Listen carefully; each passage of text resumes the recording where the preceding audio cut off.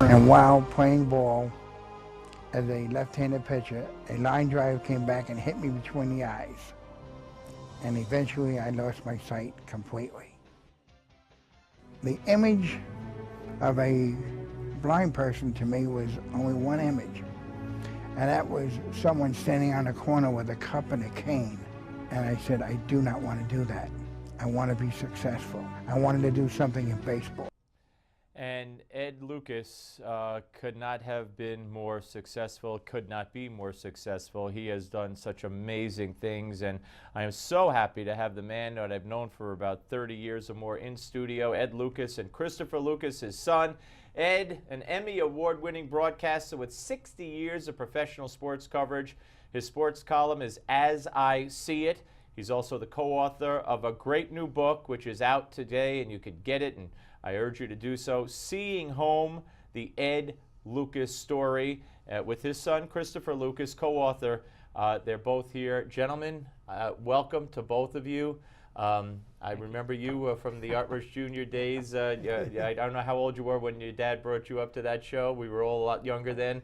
But your dad looks the same. I know. I don't know how he does it. Ed, God bless you. Thanks for coming up. Congratulations on the book. Thank you very much, Steve. A pleasure being with you. I mean, this is such an amazing story. I mean, it's a baseball story, but it's your story. I mean, it transcends baseball. Anybody would want to read this book as an inspiration or just as a fascination. Talk about getting hit with that baseball and then losing your sight. At what exact age did you lose all sight? Age 12, the day Bobby Thompson hit the home run. I was watching it on TV with my father, and then I went out to play ball with my friends, and I was a left-handed pitcher. Took my glasses off because I always felt that I could see better without them, and I threw a pitch, the left-handed pitcher, and the line drive came back, boom, hit me between the eyes, and that was the last thing I ever saw. And how does a 12-year-old and a 15-year-old and an 18-year-old and a 20-year-old and a 30-year-old, how do you persevere? How do you start and how do you keep going? Well, I thought it was the end of the world. What can a blind person do? My only image was someone standing on the corner with a tin cup and a cane begging. Right. And I vowed I would never, never do that. With my parents' support, faith, my friends, and the love of baseball. I say baseball took my sight but gave me a life. And my mother read in the paper that Phil Rizzuto was going to be in the American shops in Newark as a greeter for a clothing store. So my parents took me there. And my mother spoke to Scooter on the side. He came over. My father said, Ed, this is the Scooter, Phil Rizzuto. And I didn't know that we were going to see him, and they were going to buy me some clothes for school. What was that clothing store he fronted for? The American shops. American shop. Yeah. And as a result, he started to talk to me. I asked him some baseball questions. He said, hey, listen, kid, why don't I give you my phone number? He said, give me a call anytime. If you still want to talk baseball, if you want to, just lift up your spirits and talk to me, give me a call anytime. He said, I guess you have an unlisted number, and you won't give me yours. And of course, I gave him my number, and we were friends for 56 years. And Scooter was just an amazing man. Anybody, I grew up listening to him that had the pleasure of meeting him and sitting down and eating dinner with you and him and Bob Shepard at Yankee Stadium when I would cover the Yankees in the press room, which was like, I was a kid and it was a dream come true. I want to bring you into this as well, Christopher, when we come back, and I just want to talk about what it's like being the son of Ed Lucas. And Ed, I want you to also talk about how you got into the baseball aspect of it, the broadcasting and the journalistic part of it, and what you've done, your accomplishments over the years, which, by the way, are all documented in the book, The Ed Lucas Story. Ladies and gentlemen, what's a favorite interview, the best interview you ever did?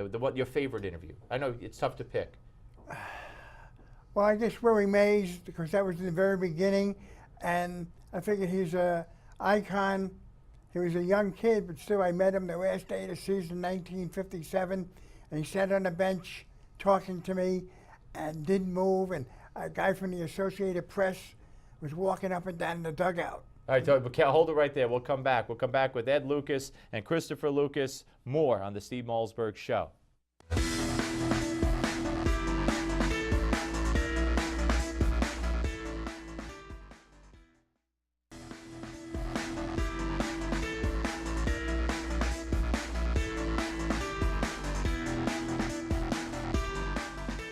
All right, folks, we're back with Ed Lucas and Christopher Lucas and the book Seeing Home, the Ed Lucas story. Ed, you were talking about Willie Mays. In the book, there's so many pictures of you and so many great dignitaries. In fact, on the back of the book, there's a picture of you sitting in the dugout with Willie Mays, the interview you were alluding to earlier. You and Joe DiMaggio. I saw a picture earlier of you and Roger Maris, you and Phil Rizzuto, you and President Clinton, you and Larry King. Let me go to your son, Christopher. I mean, what's it like? I mean, there's got to be drawbacks and hardships of sorts growing up with a father who's visually impaired. Sure. But I guess he's such a special man and opening such special doors, not only for himself, but for you as well. Right. Well, it's sort of God took something away, but he gave us an incredible blessing with it as well, because not only for him to have perseverance, but it gave my brother and I a chance to see someone getting through any obstacle, anything. And that, you mentioned in your opening about the book is more than just baseball. An inspiration. It's so an inspiration. And I got to watch it firsthand, Greg. So there's nothing that can happen in my life where I go, oh, I can't get over that. I say to myself, look at your father. Look at all he's done. And hopefully others will do the same. And you're an actor. I am. Yes, I'm a performer. It was, you mentioned all the people on the back cover there. I say all the time that going to Yankee Stadium and sitting at Mr. Rizzuto's table was like the couch on the Tonight Show. Yeah. Because you never know who was going to be there from every area of entertainment and sports and Very true. politics. So it's been a blessed life. And Ed, talk about how you got into what was your first interview? How'd you get into the first a situation, your first broadcast job or print job? Well, I was at WSRU at Seton Hall University, and I was doing radio shows for them. But Phil Rizzuto was my first interview, and then Mays was my real big interview, I guess. And I wanted to talk to Willie. He figured I would never get to see him again, and we became longtime friends. Yeah, well, it's hard not to become a longtime friend of Ed Lucas. Let me ask you about baseball today. The game has changed.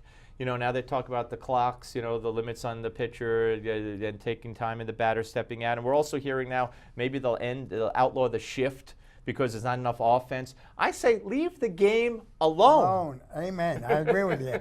Leave it alone. Leave it the way it's been. I'm not in favor of the designated hitter. That's something that they had since 1973 with Ron Blomberg as the first designated hitter. But still, leave the game the way it is with the pitchers and the batters and the shift. They had the Ted Williams shift. They didn't complain then. Right, and you would think, and isn't it amazing that the National League never picked up the designated hitters in all those years? Yes, absolutely. That they keep their uniqueness, if you will. What do you make of Brian Price, the manager of the Reds? 77 times he dropped the F-bomb in a 5-minute tirade that we played a little bit with the beeps earlier in the show. It reminds me, people think that, this is outrageous. I mean, you go back to the Goose Gossage tirade. Lee Elia, Frank Robinson. Tommy Lasorda. Tommy Lasorda, right on down the line. I mean, Billy Martin with Henry Hecht, I'll throw you in the blanket whirlpool. I was standing there that day when it happened. Were you? Yeah. So this is nothing new. This is part of baseball, right? Exactly, absolutely. Now, are you excited about the Mets? Because I know you're a Yankee fan, but I mean, the Mets seem to, 9 wins in a row, and plus their pitching is pretty darn good. It's going back to the Tom Seaver days and Kuzman and Matlack. Yeah, Gentry, all those but guys. No, I'm happy for the Mets. I cover the Mets as well, and I think that it's good for baseball. And Derek Jeter. No Derek Jeter. It feels funny looking at the Yankees without a Jeter out there. Yes. Right? He found a new career, though. Yes, he did. And this is Jeter Publishing, by the way. We're very lucky with that. Which takes us full circle all the way back. Listen, the book, Seeing Home, the Ed Lucas story. Folks, again, Father's Day is coming up. This is written by Ed and his son. There's a tie-in there.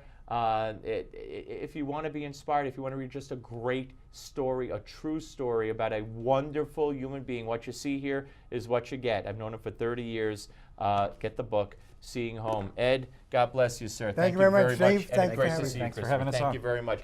Folks, we're coming back with the Steve Malzberg Show, so don't you go away.